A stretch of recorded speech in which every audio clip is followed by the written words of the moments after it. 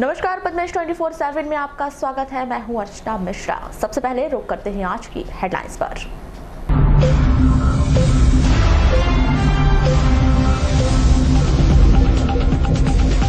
प्रशासन के आदेश पर हटाए गए शहर के अतिक्रमण। रेलवे क्रॉसिंग में लगे बोर्ड हुए पुराने, लोगों को हो रही दिक्कतें। बस स्टैंड के चोरी के मामले में एक संदिग्ध युवक गिरफ्तार। कोऑपरेटिव बैंक और गायत्री परिवार ने की वेनगंगा नदी में साफ सफाई। अंतर्राज्यीय चोर गिरोह की 4 महिलाएं गिरफ्तार। और वाहनों की आवाजाही को लेकर बैहर चौकी के लोगों ने की कोतवाली में शिकायत।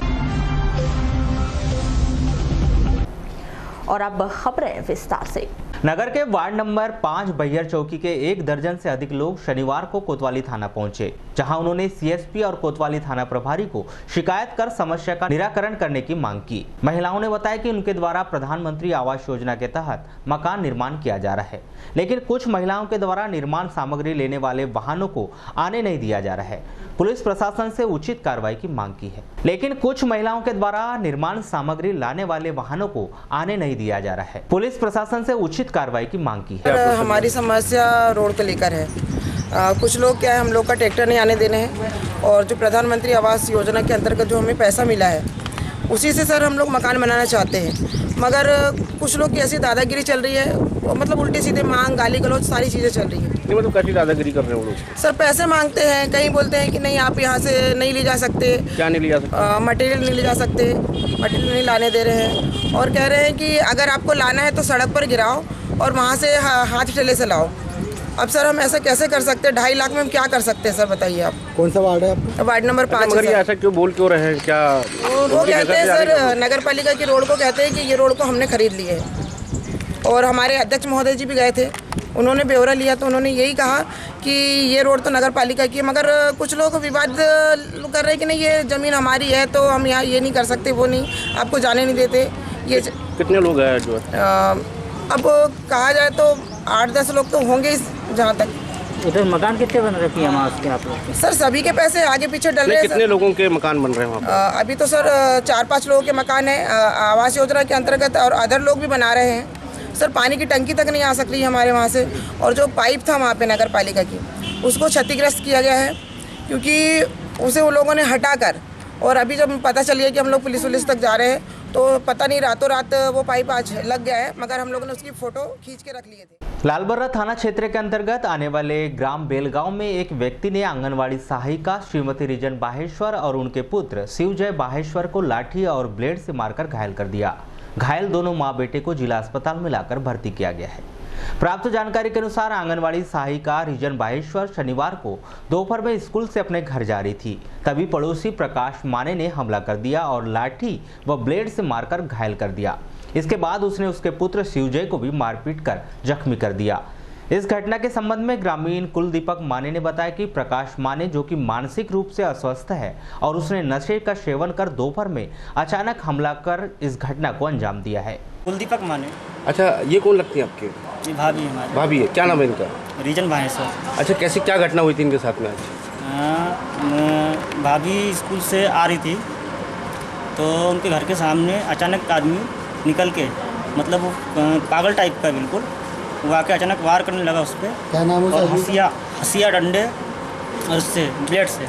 कौन है वो व्यक्ति? वो साइड वाली है। क्या नाम है? प्रकाश माने। क्या जब पुरानी रंजिश के चलते किया उसने, या नहीं कोई दुश्मन नहीं। मानसिक रूप से कुछ विक्षिप्त क्या है? हाँ, मानसिक मतलब सर्की टाइप का बिल्कुल। कितने लोगों को मारपीट किया उसने? वो उसके पहले भी 1-2 केस किया उसने। नहीं, आज कितने लोगों को मारपीट किया उसने? आज 2 लोग को। 2 लोगों को। क्या हमेशा ही करता रहता है कि वैसे? हाँ, उसके मूड के ऊपर है, मतलब जब भी उसका बिल्कुल। आज कितने बजे घटना है? ये है 10-11 बजे की। तो आप लोगों ने देखे थे उसको? हाँ देखे ना। दुकानदार को बातों में उलझाकर महंगे जेवर चोरी करने की वारदात अंजाम देने वाले अंतर्राज्यीय महिला चोर गिरोह को पकड़ने में कोतवाली पुलिस ने सफलता हासिल की है। पुलिस ने इस गिरोह की 4 महिलाओं संतोषी, सुजाता, शैन्यफुला और पुष्पा को पकड़कर न्यायालय में पेश किया है। ये सभी महिलाएं नागपुर के नंदनवन थाना क्षेत्र की रहने वाली बताई जा रही है।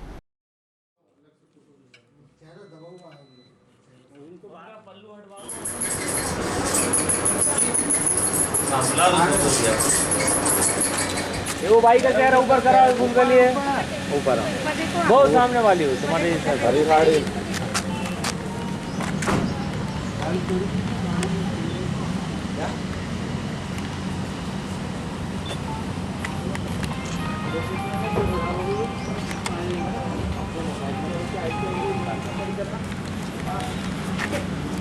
सिंगल फोटो खींच लो ये। जानकारी देते हुए सीएसपी देवेंद्र यादव ने बताया कि ये महिलाएं नागपुर से एक व्यक्ति के साथ कार में आकर जेवर चोरी की वारदात को अंजाम देती थी और उसी वाहन से वापस लौट जाती थी।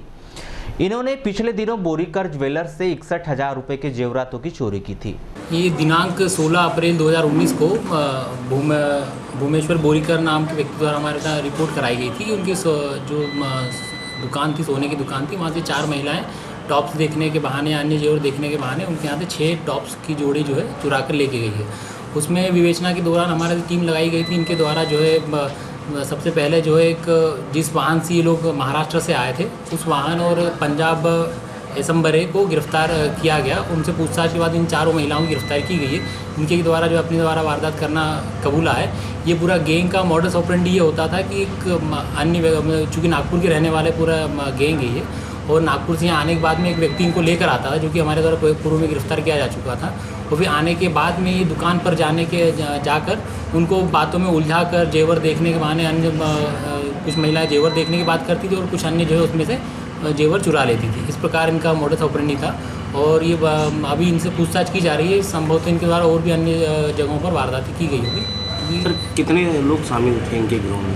इनके गिरोह में टोटल 5 लोग थे। जैसे मैंने बताया कि एक व्यक्ति था जो जो वाहन से इनको लेकर आता था वहाँ से, और फिर ये महिला अपना काम करने के बाद में पूरा जो चोरी करने के बाद में उसी वाहन से वापस अपने एरिया में लौट जाते। जिले के नक्सल प्रभावित क्षेत्रों में नक्सलियों की गतिविधियां बदस्तूर जारी है। तेंदुपत्ता का सीजन शुरू होते ही नक्सलियों की गतिविधियां प्रारंभ हो गई है। एक तरफ पुलिस नक्सली उन्मूलन के लिए संयुक्त सर्चिंग अभियान चला रही है, तो वहीं दूसरी तरफ नक्सली जंगलों में पर्चे फेंककर अपनी उपस्थिति दर्ज करा रहे हैं। कुछ ऐसे ही नक्सली पर्चे इन दिनों सोशल मीडिया पर छाए हुए हैं, जिसमें दावा किया जा रहा है कि यहां पर्चे नक्सलियों के द्वारा नक्सल प्रभावित क्षेत्र चिलोरा, चौरिया और पितकोना सहित अन्य क्षेत्रों के जंगलों में फेंके गए हैं। इस पर्चे में पुलिस और मुखबिरों का विरोध करने की बात कही गई है। साथ ही पर्चे में communist party GRB divisional committee लिखा हुआ है। आपको बताएं कि जिले में बांस कटाई के कार्य के बाद तेंदुपत्ता सीजन में प्रतिवर्ष नक्सली और मूवमेंट बढ़ जाता है।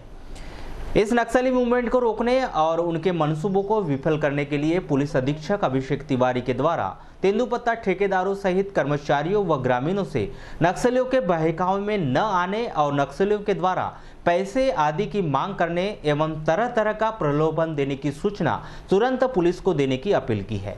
इसमें कल दिनांक को व्हाट्सएप के जरिए एक पर्चा जो है हम तक पहुंचा है।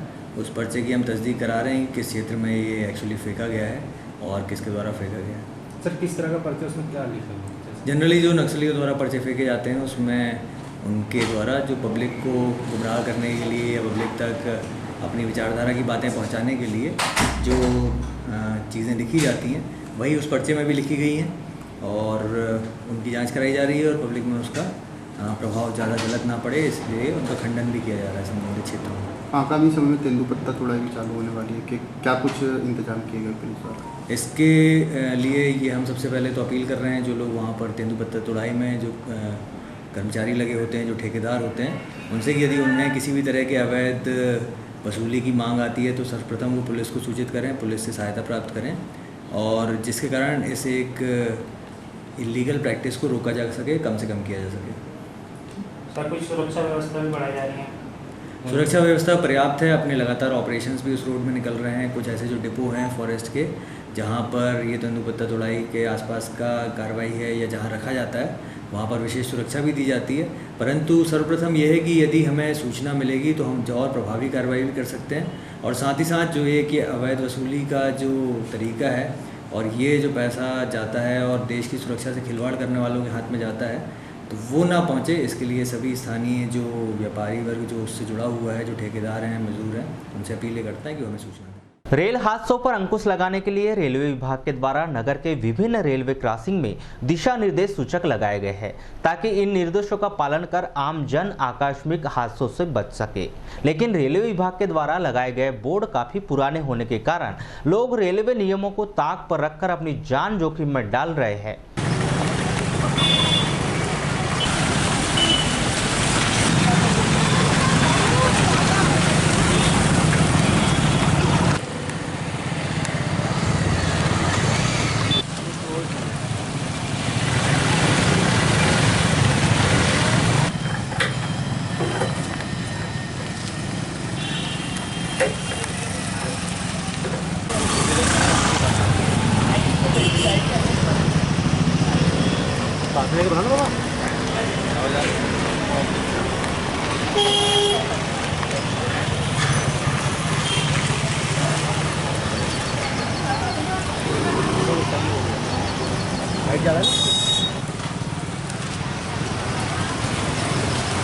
बैंक वाला को देखिए तो हम पूरा कर देंगे। 10,000 रुपये किराया बोला तो हम नहीं।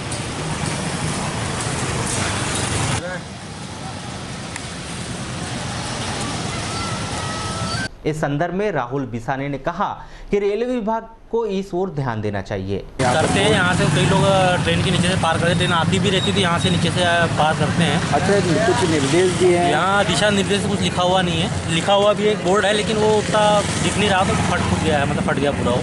तो क्या व्यवस्था होनी चाहिए यहाँ तो व्यवस्था होनी चाहिए, यहाँ पर एक दिशा निर्देश का एक बोर्ड लगना चाहिए, शाइन बोर्ड लगना चाहिए, और यहाँ पर जो हाइट है इसकी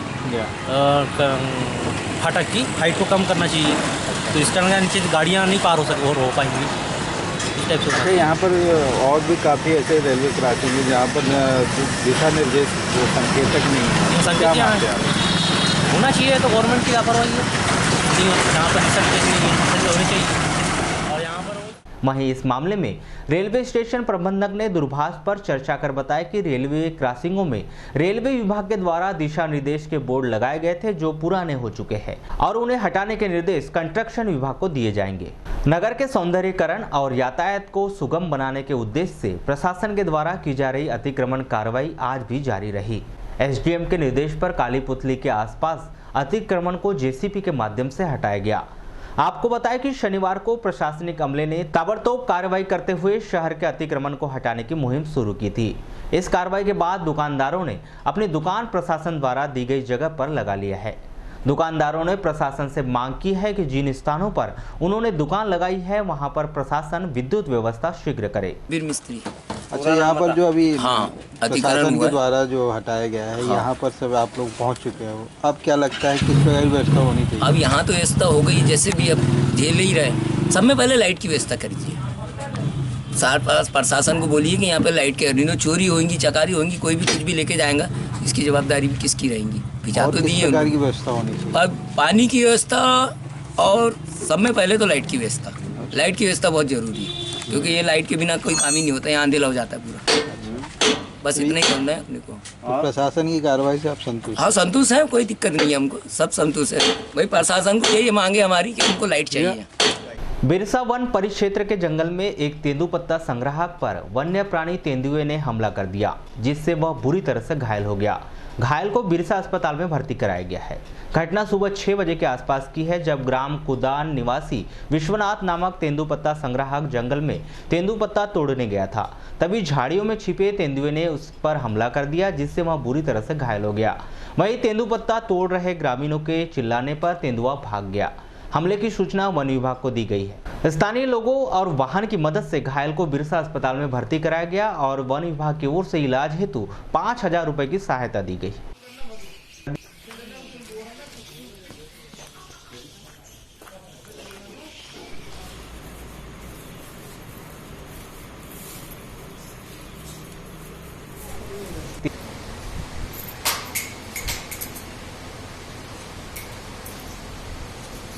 आज सुबह लगभग 5 और 6 बजे के बीच परिचय सहायक बिरसा श्री विनय धुर्वे द्वारा यह सूचना मुझे दी गई कि तेंदुपत्ता संग्रहण ये तारतम्य में कुदान निवासी श्री विश्वनाथ वल्द हरे सिंह, जाति बैगा, उम्र 45 वर्ष, निवासी ग्राम कुदान के द्वारा तेंदुपत्ता तोड़ने हेतु सरकारी वन कक्ष 1682 बीट भूतना भाग 2 में तेंदुपत्ता तोड़ने गया था। इसी दौरान झाड़ियों में छुपे एक तेंदुए द्वारा उस पर हमला किया गया। सूचना मिलते ही वन विभाग का हमला सभी हरकत में आए और पीड़ित को तत्काल स्थानीय व्यवस्था से वाहन द्वारा लाकर के जिला अस्पताल में वो ब्लॉक मेडिकल हॉस्पिटल बिरसा में भर्ती कराया गया, जहां उसका उपचार जारी है। डॉक्टर मेहसान उनके उपचार हेतु सदैव तत्पर है। डॉक्टर के द्वारा प्राथमिक उपचार के बताए अनुसार प्राथमिक उपचार करने के उपरांत उन्होंने बताया कि उसके सिर और आँख के ऊपर वाले भाग में पंजे के निशान, नाखून गड़े हुए हैं, परंतु उपचार के ही दौरान से डॉक्टर द्वारा यह कहा गया कि वारासिवली से कटंगी मार्ग के 30 किलोमीटर सड़क का निर्माण VRS कंपनी द्वारा करोड़ों की लागत से सीमेंट्रीकरण का कार्य किया जा रहा है, लेकिन 6 माह पूर्व से निर्माण कार्य बंद है। सड़क का अधूरा निर्माण कार्य होने के कारण आए दिन दुर्घटनाएं होती रहती हैं, जिसको लेकर ग्रामीण जनों एवं राहगीरों में आक्रोश व्याप्त है।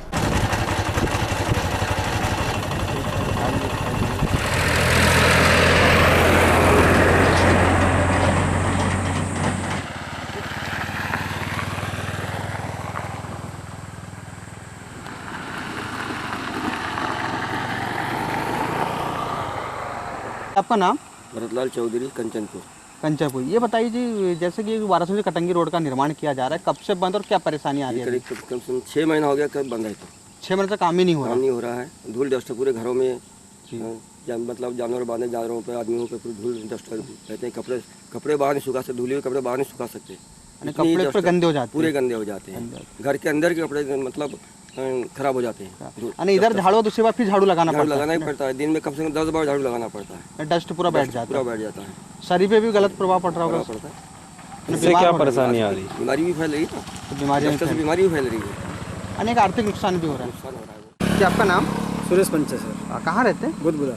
ये बताइए, जो वारासिवली से बुधबुदा जो कटंगी वाली रोड बन रही है, ये रोड का निर्माण कार्य हो रहा है या नहीं हो रहा है? नहीं हो रहा है, बंद है अभी तो। कब से बंद है? यहाँ तक 2 महीना हो गया। 2 महीने हो गए। तो 2-3 महीने हो गए बंद है। तो जैसे अभी जो निर्माण हुआ, ये किस तरह से निर्माण हुआ है? ये तो कहीं कहीं हुआ, कहीं कहीं वैसे छूटा है। ऐसा ही है। हाँ। और कुछ जगह एक साइड से ही निर्माण किया गया है। बस एक साइड से।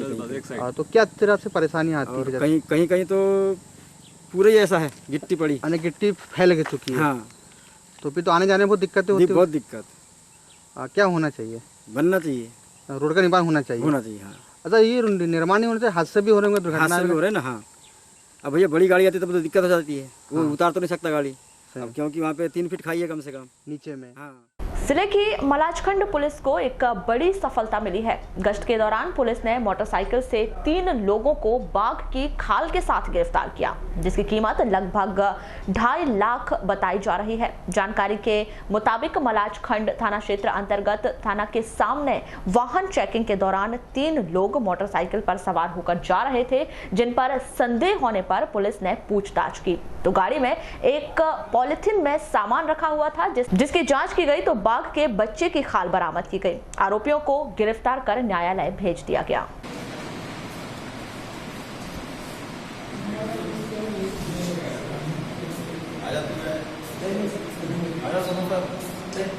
शाम के समय वाहन चेकिंग कर रहे थे थाने के सामने उप निरीक्षक मनीष, ASI आयुब खान और अन्य स्टाफ। इस दौरान क्या हुआ कि एक मोटरसाइकिल में 3 व्यक्ति बैठ के आए। एक व्यक्ति बीच में पन्नी रखा हुआ था। जैसे ही वो लोग आए तो पुलिस को देख के गाड़ी मोड़ के भागने की, तो पुलिस ने उनको दौड़ के पकड़ा और पन्नी में रखे सामान के बारे में पूछा तो वो घबरा गए। संदेह होने पर पन्नी को चेक किया तो उसमें बाघ के बच्चे की खाल मिली, जो मोटरसाइकिल में जो तीनों लोग थे उनके नाम है सुरेश पंद्रे, दिलीप मानेश्वर, अरविंद चौहान। सर वो खाल की कीमत क्या होगी लगभग?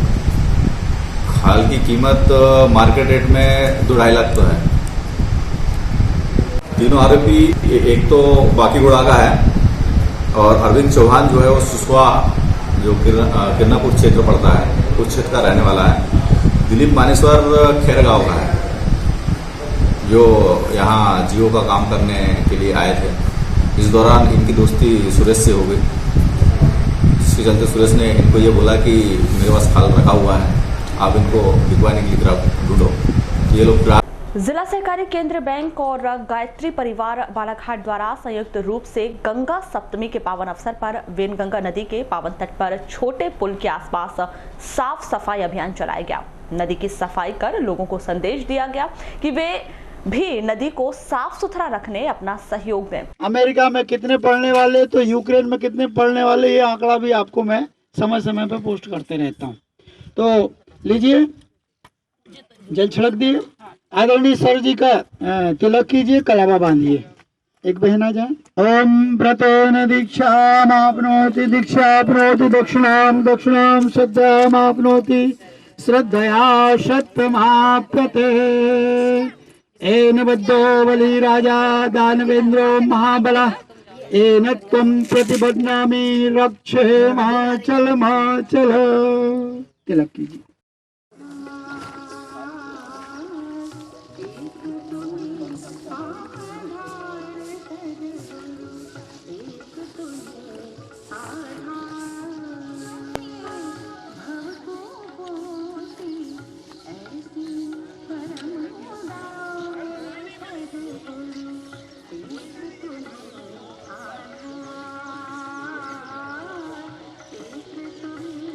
इस अवसर पर जिला सहकारी केंद्रीय बैंक के महाप्रबंधक विजय सिंह कुर्मी ने बताया कि वेनगंगा नदी जीवनदायिनी है, इसके संरक्षण के लिए सभी ने अपना योगदान देना चाहिए। यहाँ गायत्री परिवार के महेश खजांची सहित 2 दर्जन से अधिक लोगों ने अपना श्रमदान दिया।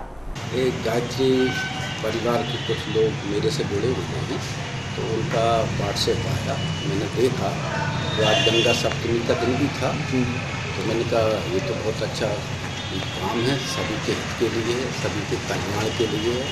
तो वेनगंगा जी यहाँ की मुख्य पूजनीय नदी भी है, तो हम लोगों का विचार आया, सभी बैंक के साथी, हम लोग कर्मचारी साथी भी हिम्मत से बोले कि ये तो बहुत अच्छा है और हम लोग उनको लाइब्रेरी में चलेंगे। तो उनके और हमारे दोनों के सौजन्य से आज हमने करीब 1.5-2 घंटा उसमें श्रमदान दिया है। ये श्रमदान भी एक बहुत बड़ा दान होता है, मनुष्य को करना चाहिए जब समय मिले उस समय पर। आज हमारे बैंक की छुट्टी का दिन भी था, इस दिन का बहुत अच्छे से सदुपयोग किया है। तो उद्देश्य ही है कि पानी पवित्र रहेगा, वेनगंगा पवित्र रहेंगी तो हम आपके लिए खुशहाली ही आएगी। सर, जल संरक्षण को लेकर जिलेवासियों को क्या संदेश देना चाहेंगे? जल संरक्षण ही जल ही जीवन है, जल ही जीवन है। उसको उद्देश्य को मानते हुए सभी लोगों को इसमें श्रमदान करना चाहिए। जहाँ जैसा भी है, तालाब भी है तो उसमें भी करना चाहिए, तालाब की साफ सफाई, और साफ सफाई जहाँ भी रहेगी। कोतवाली पुलिस ने बस स्टैंड से चोरी के मामले में एक संदिग्ध युवक को गिरफ्तार किया, जिससे पुलिस पूछताछ कर रही है। प्राप्त जानकारी के अनुसार इस युवक को बस स्टैंड में खड़ी एक यात्री बस से बैग चोरी करने का संदेह होने पर लोगों द्वारा पीछा कर यात्री प्रतीक्षालय में उसे पकड़कर पुलिस के सुपुर्द किया गया। इस दौरान युवक को लोगों के आक्रोश का सामना भी करना पड़ा।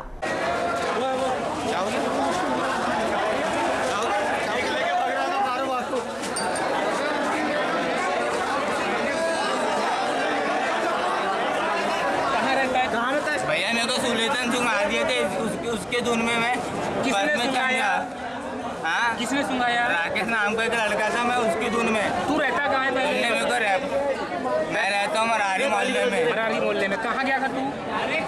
मैं था इधर आया।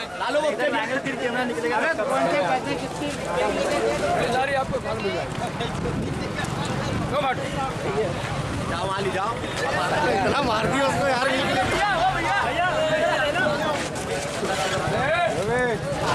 कर रहे हैं। एक और महिला हो गया सर मैं नहीं कर रहा सर। पता नहीं अरे आम जनता नहीं मारोगे आप। पुलिस आगे मतलब आपको कोई अधिकार नहीं बनता। बजाओ यहाँ पे ले जाइए भील खत्म लो फोटो खींचो। वहीं एक युवती ने बताया कि आज दोपहर में ही बस से उसका एक बैग चोरी हुआ है जिसकी वह तलाश कर रही है। अच्छा कहाँ यहाँ आए थे बालाघाट? हाँ मैं कोचिंग क्लास आई थी। अच्छा क्या हुआ आपके साथ में? मैं आई थी क्लास से छुट्टी हुई और बस में रखा बैग और फिर वॉशरूम चले गई। फिर 2 मिनट के बाद आई तो बैग ही गायब था। कौन सी बस में? कौशल की बस धपेरम होगा। तो क्या लगता है क्या चोरी हो गया बैग आपका? हाँ बैग तो ऐसे ही लग रहा है कि चोरी हो गया। कितने बजे की बात है ये अभी कम से कम 12:30 बजे। 12:30। क्या क्या था बैग में? बस काय पुस्तक थे और मोबाइल था। स्थानीय सामुदायिक स्वास्थ्य केंद्र के सभा कक्ष में 11 मई को दोपहर 12 बजे से स्वास्थ्य विभाग की मासिक समीक्षा बैठक स्वास्थ्य विभाग भोपाल से पहुंचे डॉक्टर स्वर्णकार एवं सामुदायिक स्वास्थ्य केंद्र विकासखंड कार्यक्रम प्रबंधक भुवनेश बोपचे की प्रमुख उपस्थिति में आयोजित की गई।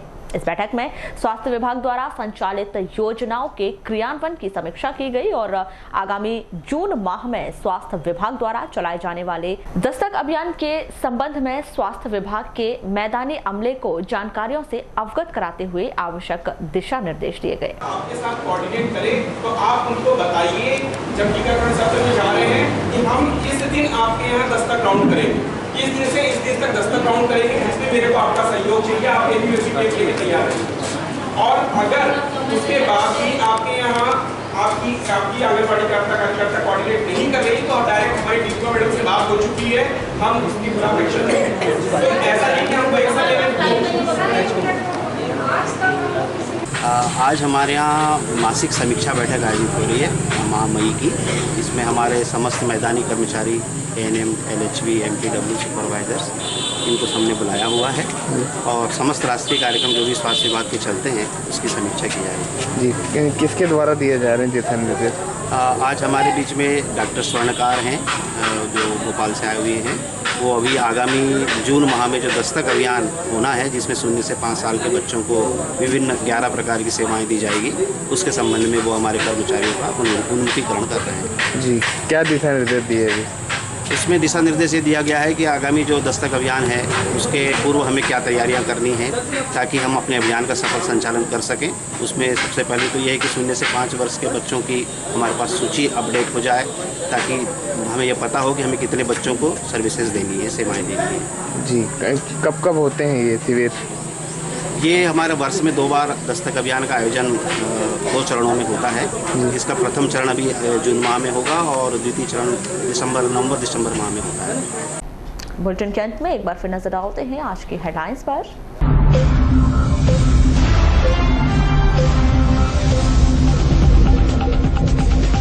प्रशासन के आदेश पर हटाए गए शहर के अतिक्रमण।